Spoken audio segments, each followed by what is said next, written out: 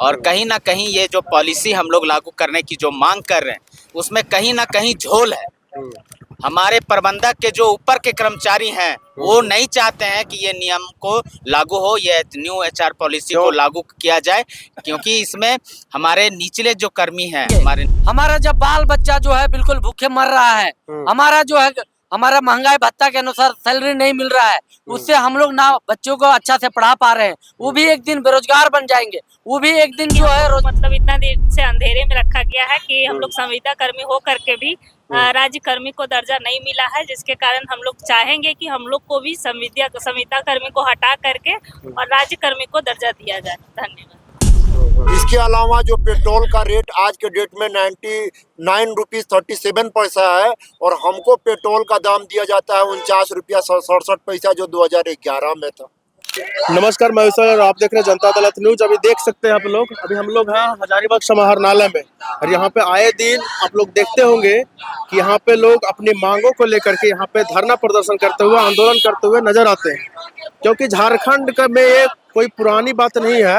यहाँ पे किसी भी कार्य के लिए लोगों को आंदोलन करना पड़ता है। ये झारखंड के लिए बहुत ही दुर्भाग्य की बात है। जैसा कि देख सकते हैं यहाँ पे सामने कुछ लोग हैं जो कि आंदोलन पे बैठे हुए, यहाँ पे अनिश्चितकालीन धरना हड़ताल पे बैठे हुए हैं और ये हड़ताल जो है वो दिनांक 21 तारीख से यहाँ पे लोग बैठे हुए हैं। आइए हम लोग जानने की कोशिश करते हैं कि आखिर किन किन मांगों को लेकर के ये लोग जो यहाँ पे बैठे हुए हैं हड़ताल पे, हम लोग जानने का कोशिश करते हैं।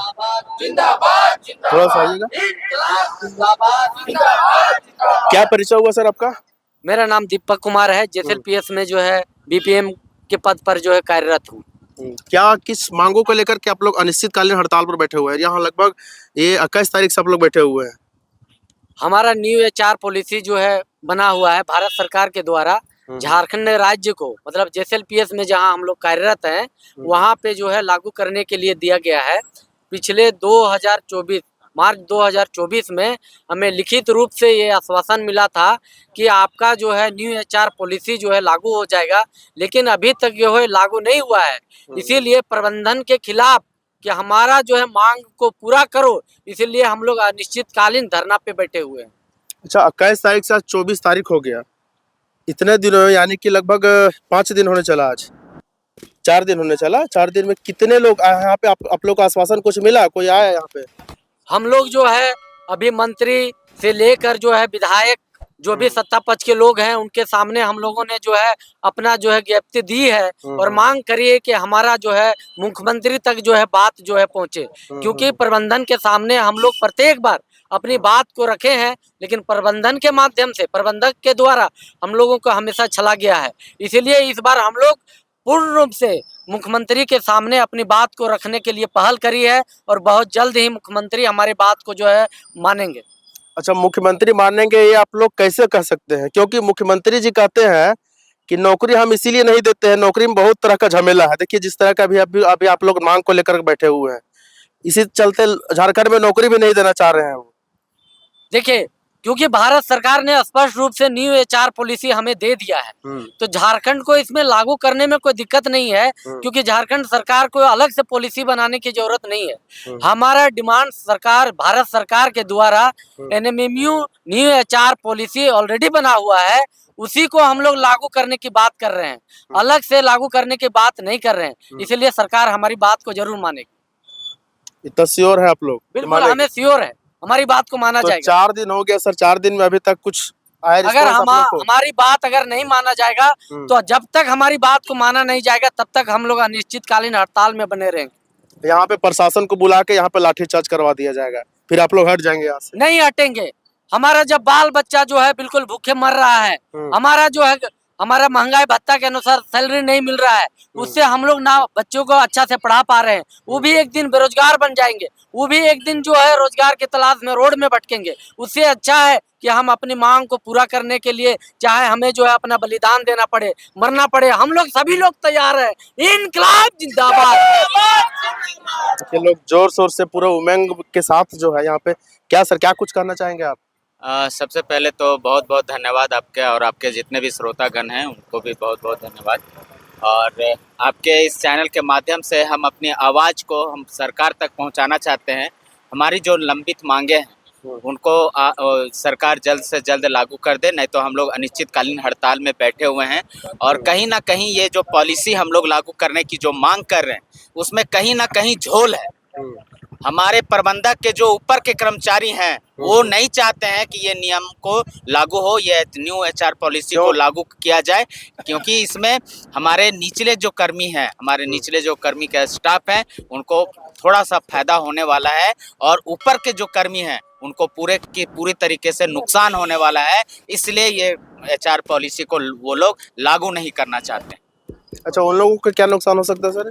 उनका सैलरी आज के डेट में जो हिसाब से दूसरे राज्यों की अपेक्षा में देखा जाए, दूसरे राज्य में हर राज्य में एनएमएमयू का ये चल रहा है और दूसरे राज्यों की अपेक्षा में देखा जाए तो जितने भी स्टेट टीम में जो लोग प्रबंधक हमारे बैठे हुए हैं, एसपीएम है, एचआरडी है, सीओओ है, उनका जो सैलरी है, उनका जो मासिक वेतन है वो अन्य राज्यों से कहीं ज़्यादा है। आज हमारे जो आईएएस अधिकारी होते हैं उनका वेतन 1,20,000 1.5 लाख के लमसम होता है, लेकिन हमारे जो सीओओ हैं उनका सैलरी 2.5 लाख से भी ज्यादा है। वो कौन सा पढ़ाई पढ़ के आए हैं जो उनका सैलरी इतना वो प्राप्त करते हैं? और सारा निचला का स्तर का काम हम लोग करके देते हैं और हम लोग की मांग को पूरा नहीं कर रहे हैं, हम लोग की बातों को नहीं सुन रहे हैं। तो ये कहीं ना कहीं हम लोग के साथ धोखा हो रहा है, हम लोग के साथ अन्याय हो रहा है और ये अन्याय के खिलाफ हम लोग जब तक अड़े रहेंगे, जब तक हमारी मांगों को पूरा नहीं किया जाता है। देख सकते हैं यहाँ पे कुछ महिलाएं भी हैं, इनसे भी हम लोग बात करने का कोशिश करेंगे।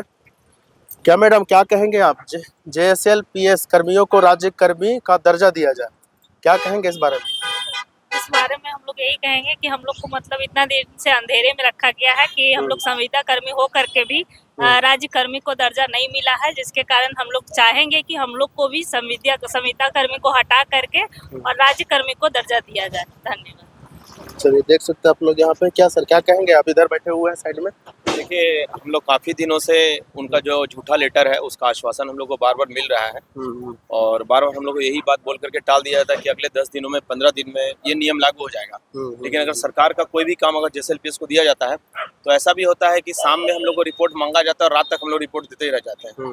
तो इस स्थिति में उनका भी ये काम है कि जो भी सरकार का निर्देश है, जो भी NNMU गाइडलाइन आया हुआ है, उस गाइडलाइन को अभी तक पारित करने में साल भर से ज़्यादा हो गया और जो झूठा बहाना मिल रहा है कि आज लागू हो जाएगा, कल लागू हो जाएगा, तो हम लोग चाहते हैं जितना जल्दी से जल्दी लागू हो जाए ताकि हम लोग अपना काम पे वापस लौट जाए और जो भी सरकार का काम बाधित हो रहा हो वो रूबरू जिस तरह से चलता है वैसे चलते रहे। सर, क्या परिचय हुआ आपका?